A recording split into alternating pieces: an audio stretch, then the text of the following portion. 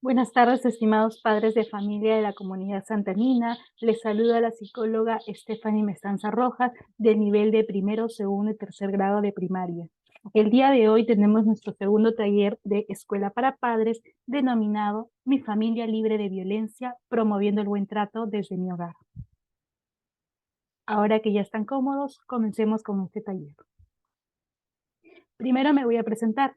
Como les decía, soy la psicóloga Stephanie Michelle Mestanza Rojas, licenciada en psicología, psicoterapeuta gestáltica. Tengo experiencia trabajando en cursos de primeros auxilios psicológicos, en el manejo de emergencias, manejo del duelo, acompañamiento emocional en teleconsulta, mindfulness y también en la igualdad de género en el sistema de la ONU. Asimismo, cuento con una amplia experiencia en el campo clínico, trabajando en policlínicos, clínicas digitales, consultorios itinerantes y consulta externa. En el campo educativo, trabajando en centros educativos y en el ámbito social, trabajando en las municipalidades de Lima y de Independencia correspondientemente. Ahora sí, empecemos. Detrás de las puertas y ventanas de muchos hogares, oculta a los ojos de la sociedad, está la otra pandemia, la violencia familiar. Situación actual. Hay que ponernos en contexto. Nosotros recién acabamos de salir de una etapa de confinamiento debido al coronavirus, como ya todos lo conocemos. Este confinamiento, este encierro, este aislamiento social ha hecho que los índices de violencia dentro del hogar aumenten a nivel mundial. Es decir, este problema no es algo que solamente ocurra en Perú, no es algo que solamente ocurre en Lima o en San Martín de Porres o en algún distrito específico, sino es algo que ha incrementado y es algo que sucede a nivel mundial. El aislamiento ha afectado la convivencia familiar, la gestión de emociones, ha incrementado la accesibilidad que tengan los agresores o las agresoras hacia las víctimas y ha invisibilizado mucho más aún el tema de la violencia. Se estima que más de 11.100 personas denunciaron violencia familiar durante los primeros 5 meses del estado de emergencia en el año 2020. Es decir, en los primeros 5 meses hubieron 11.100 personas que denunciaron. Es una cantidad abismal. Imagínense cuántas personas, mucho más, aún no han denunciado. En lo que va del año 2022, se han atendido 130.445 casos de violencia en los centros de emergencia mujer, y se han identificado más de 17.000 casos de violencia contra niños, niñas y adolescentes.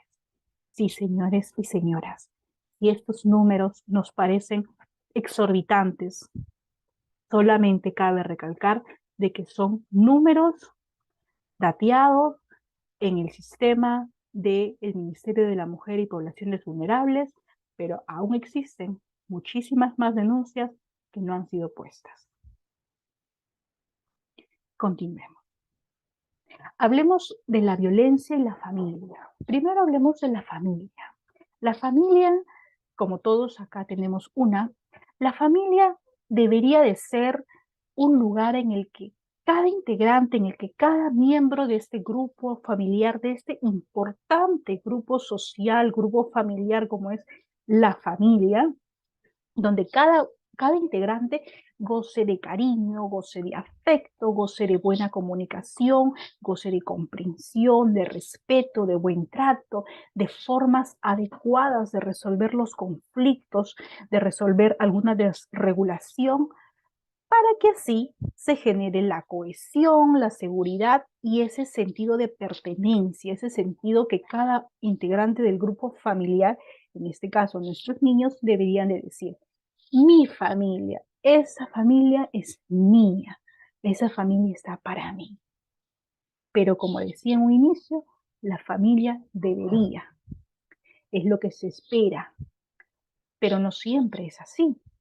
Hay que recordar que por alguna u otra razón, la familia, nuestro hogar, también se puede transformar en un lugar caótico, en un lugar terrible, en donde hay violencia, en donde hay malos tratos que producen un ambiente inseguro, un ambiente de temor, un ambiente de terror para las personas que están en ese grupo familiar, en donde los gritos, los malos tratos, los insultos, los golpes son parte del día a día. Ahora hablemos de los tipos de violencia intrafamiliar que existen. En primer, en primer lugar, tenemos al maltrato de tipo físico, cualquier tipo de violencia física, desde un jalón de pelos, un empujón, cachetadas, hasta llegar a las graves lesiones que deja la violencia.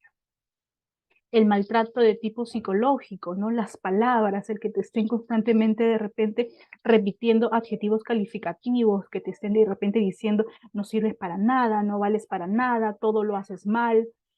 Luego tenemos el maltrato sexual, que está también dentro de los tipos de violencia intrafamiliar. Este es un momento para reflexionar, hombres, mujeres, personas en general, de que el simple hecho de que tú tengas tu esposo, tengas tu esposa, tu pareja, no le da el derecho de querer tener relaciones sexuales a la fuerza, ¿no? Siempre que esté la palabra no, no quiero hacer nada contigo el día de hoy, con esa simple palabra, con un no, con un rotundo no, ya es un motivo suficiente para que si esta persona intenta acercarse a ti, intenta agredirte, sea maltrato sexual. El maltrato económico también es muy presente dentro de la violencia intrafamiliar, ¿no? En este caso, hombres mayormente que suelen tener el poder económico y que dicen, bueno, por mí comes, yo no te voy a dar la plata, si tú te vas, si tú te sales, si tú me dejas, verás cómo comes, verás cómo crías a tu hijo, a tu hija, verás cómo pagas el colegio. Eso es el maltrato económico, ¿no? Y es por ello que se genera esa dependencia de muchas personas, de muchas mujeres que viven con sus maltratadores. Luego también tenemos la violencia doméstica o la de pareja, ¿no? En este caso, es decir, el hombre de repente o la mujer no agrede a los hijos, no agrede a los demás integrantes del grupo familiar, sino agrede simplemente a la pareja. Y eso ya es una violencia también indirecta sobre nuestros niños que viven en ese ambiente, que perpetúan, que ven como, que observan diariamente quizás cómo es que sus padres se agreden, cómo es que el padre violenta a la madre, como son los casos más frecuentes, ¿no? Pero que también existe al revés, también hay casos en donde es la mujer quien agrede a los hombres, ¿no? Entonces, con esto hemos querido ejemplificar los tipos de violencia intrafamiliar. Ahora hablaremos de qué pasa en los niños, qué es lo que sienten, qué es lo que sucede cuando hay violencia en casa, cuando ellos son testigos de violencia o cuando la violencia de repente está dirigida hacia ellos. En el primer momento, en el primer acto, van a sentir miedo. Sus caritas lo van a decir todo. Van a tener miedo al primer golpe, al primer grito. Van a llorar quizás, van a gritar, se van a desesperar, ¿de acuerdo? Luego va a haber ese sentimiento de impotencia, se van a sentir impotentes como resultado al dolor emocional que les resulta para ellos el no poder modificar, el no poder contener la ira, el enojo, la frustración que siente su padre, su madre, su cuidador o la persona que esté ejerciendo esta violencia. Para superar este dolor emocional, para superar esta impotencia, este sentimiento, niñas, niños y adolescentes tienden a desarrollar mecanismos de adaptación a la violencia. En este caso, la obediencia extrema, es decir, ya, no me pegues, no me hagas nada, voy a hacer la tarea, voy a hacer lo que me estás diciendo. Te obedezco fehacientemente, extremadamente. o por lo contrario van a también a tener comportamientos violentos, ¿no? También van a ejercer violencia. El uso de palabras humillantes, el uso de adjetivos calificativos para educarlos o para ponerle límites, influye en la percepción personal que ellos tienen sobre sí mismos. Algo que siempre le repito constantemente a los padres de familias, que sus hijos son como el camaleón. Sí, como ese animalito que se posa y en donde se pose se va a volver del color del lugar o del objeto en el que está, igual son sus niños. Si tú a tu niño constantemente le vienes repitiendo de que no es bueno, que todo lo hace mal, de que no sirve para nada, de que de repente, como antiguamente se decía y creo que aún sigue presente, de que va a ser un burro si no aprende tal materia o no hace las cosas como tú le estás diciendo. Si tú vives constantemente diciéndole estas palabras a tus niños, es 100% seguro de que tu niño internalice esas palabras, que en su cerebro, en su mente, efectivamente se crea todas esas palabras que tú le estás diciendo, porque eres tú el que se lo está diciendo, eres tú su padre, tú su madre quien le está diciendo esas palabras, no te lo está diciendo su amiguito, una persona que recién ha conocido, no, te lo estás diciendo tú. Y eso va a influir en su percepción personal y por ende en su autoestima. La exposición de violencia altera el desarrollo fisiológico del cerebro y repercute en todas las áreas. Es decir, no esperemos que niños que sufren violencia, que ven violencia o niños con los cuales ejercen violencia sobre ellos sean unos niños íntegros. Va a ser imposible, porque la violencia influye en el adecuado desarrollo de estos niños.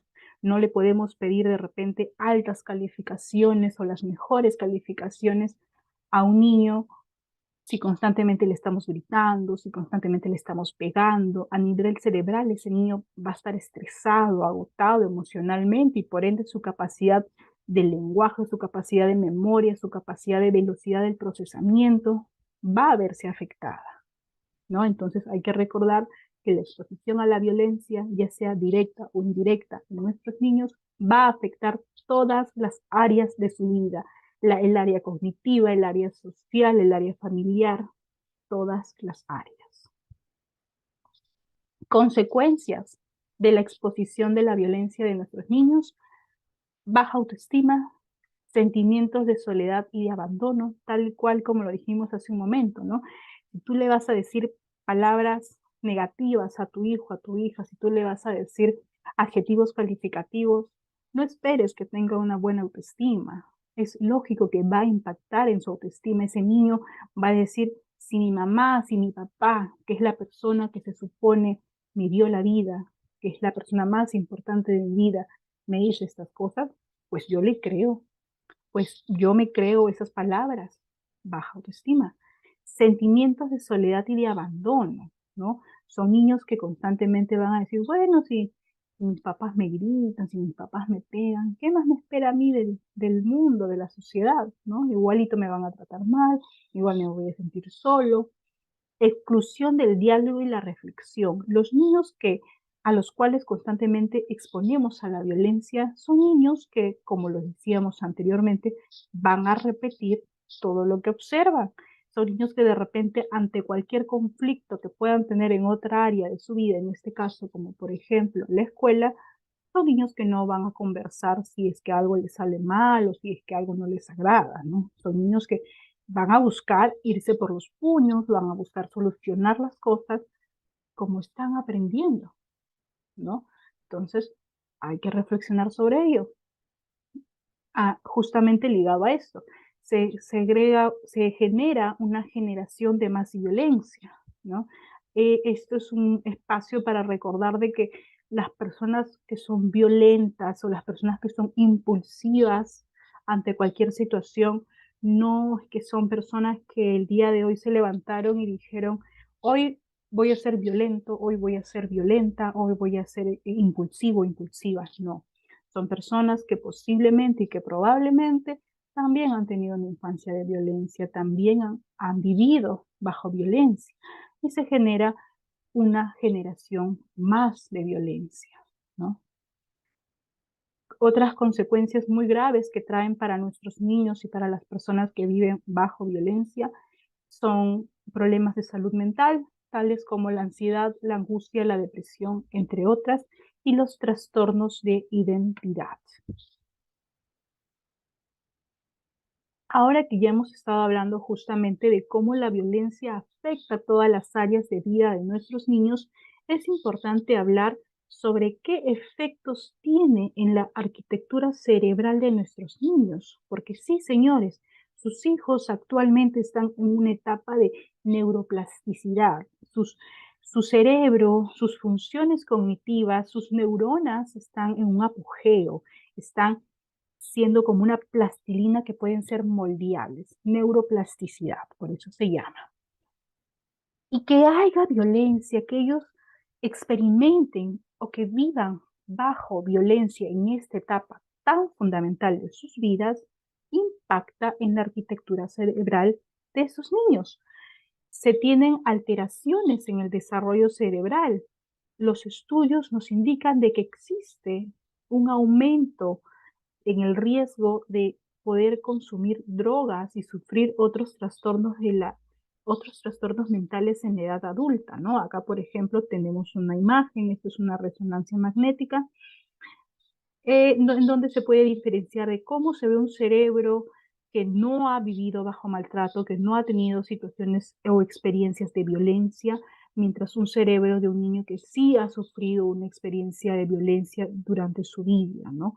Vemos que las capacidades cognitivas son totalmente diferentes, mientras que, por ejemplo, acá tenemos una mayor segregación de las funciones cognitivas, una mayor también, como se dice, arquitectura cerebral. En los cerebros con maltrato esta capacidad es menor, ¿no? Algunas consecuencias que se ha podido ver a través de este estudio, por ejemplo, es la afectación de las aptitudes socioperceptuales básicas, la afectación de la capacidad de mantener un equilibrio saludable entre la introversión y la extroversión y las habilidades de autorregular emociones y conductas. Es decir, en pocas palabras, con eso estamos sustentando de que es verdad esa premisa que acabábamos de decir de que generamos, cuando un niño crece en violencia, se genera una cultura de violencia, se genera una nueva generación de violencia, y es porque estos niños a nivel cognitivo, a nivel cerebral, neurológicamente hablando, su cerebro empieza a perder esta habilidad de regular sus propias emociones, ¿no? Entonces es por ello que es tan importante el cuidar la infancia de nuestros niños y el cuidar sobre todo la no exposición a la violencia. Para tener en cuenta, ningún ser humano merece ser maltratado ni golpeado. La violencia es incompatible con la familia. Nadie debe de vivir con miedo, lastimado, insultado o amenazado en su propia familia. La conducta violenta es un comportamiento inaceptable y constituye un delito. Quien maltrata es responsable de su actuar. La creencia de que te pego, te agredo, te insulto porque tú me provocaste es un mito que solo sirve para justificar y tolerar la violencia. No hay nada que la justifique. Las personas que ejercen violencia pueden dejar de hacerlo si así lo desean, si así lo deciden y si así buscan ayuda.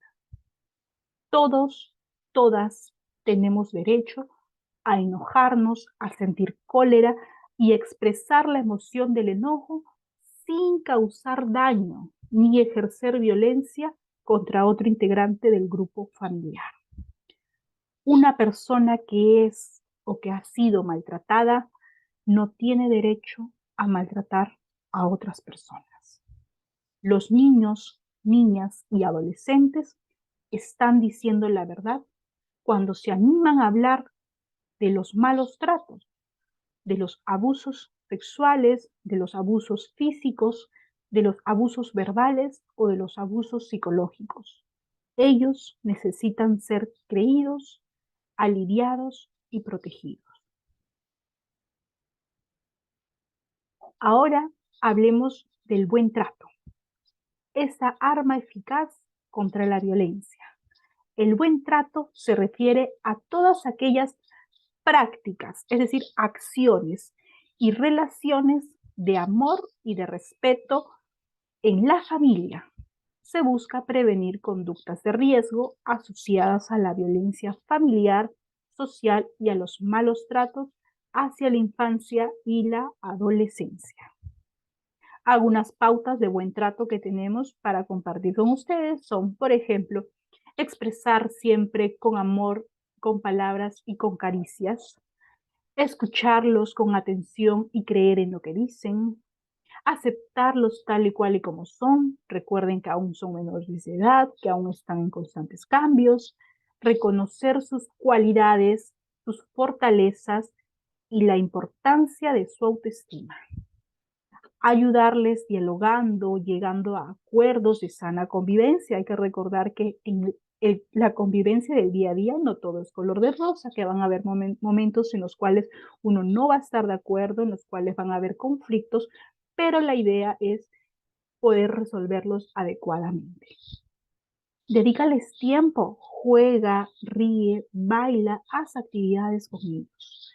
Enséñales cosas buenas con el buen ejemplo. Recuerda, tú eres el superhéroe, la superheroína de tu hijo, de tu hija.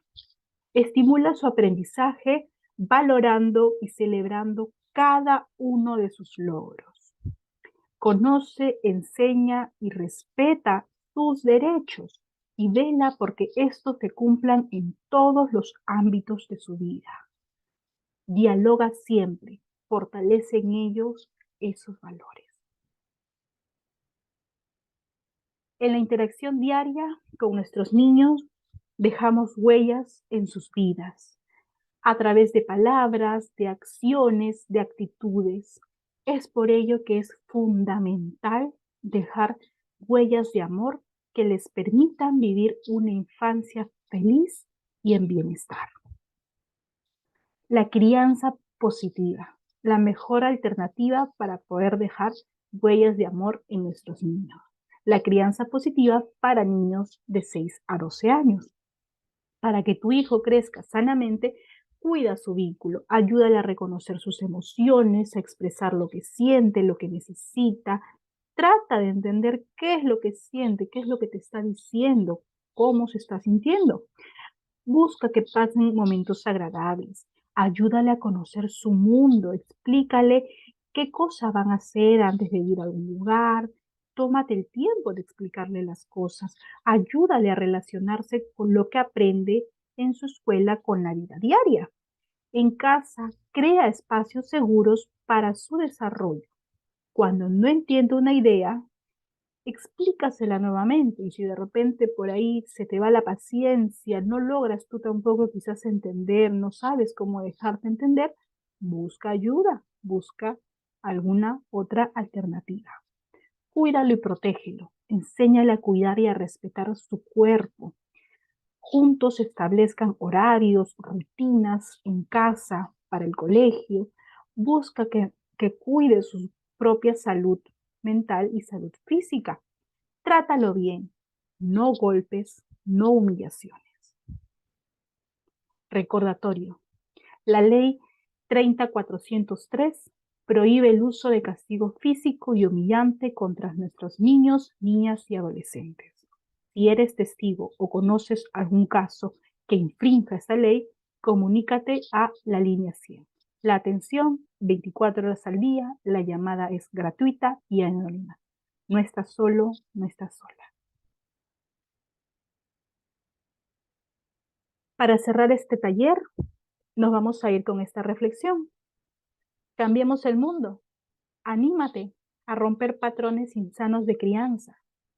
Cambia los insultos por el diálogo, el autoritarismo por el respeto, la indiferencia por el acompañamiento y los golpes por abrazos. Hay que recordar, estimados padres de familia, que sus hijos son la futura generación de nuestro país. Así que hagamos que tengan una infancia bonita, criemos niños sanos para que cuando crezcan y sean adultos íntegros, adultos sanos, adultos que no tengan que sanar o que ir a terapia por nosotros. Con esto estamos terminando este lindo taller que hemos tenido para ustedes el día de hoy. Les dejo mis redes sociales para que puedan seguir o para que puedan hacerme alguna otra consulta. Conmigo será hasta una próxima oportunidad. Espero que el taller del día de hoy haya sido de su agrado y no se olviden de completar la encuesta que estaremos dejando en los comentarios. Muchas gracias, cuídense, hasta la próxima.